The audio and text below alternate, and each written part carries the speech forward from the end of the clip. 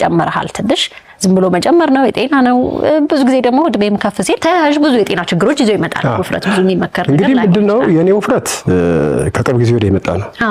ምንድነው የሆነው ለእናቴ ወገን ባያቴ ባሳደገችኝ ባያቴ በጣም ወፍራሞች ናቸው ወፍራም ነን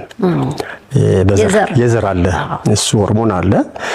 ከሱ ውጪ ግን የራሴም ስንፍና አለ ስንፍና በቃ የኔ የራሴ ስንፍና አካላዊ እንቅስቃሴ አለማድረግ ረፍት ማብዛት አለመንቀሳቀስ በቃ ስራ ሲኖር ብቻ ነው እኔ ከዛ ውጪ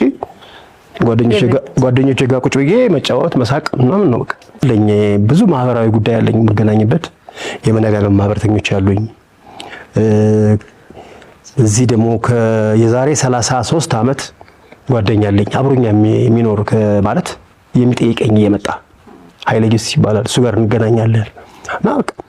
ከጓደኞቼ ጋር መጫወት ስራ ከሌለ መጫወት ነው የምወደው እኔ በቃ ሳቅ ጨዋታ ቁጭ ብሎ እንቅስቃሴ ስንፍና ነው የራሴ ስንፍና ነው ያወፈረኝ ምን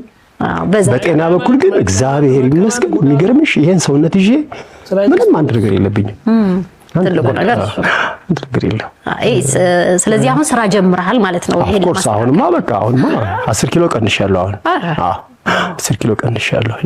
ገና ይቀንሳል የሴት ልጅ እድሜ ነው የማይጠይቀው የወንድ ልጅ ክብደት አይጠየቅም ኧረ ምንም ችግር የለም ከስንት ላይ ነው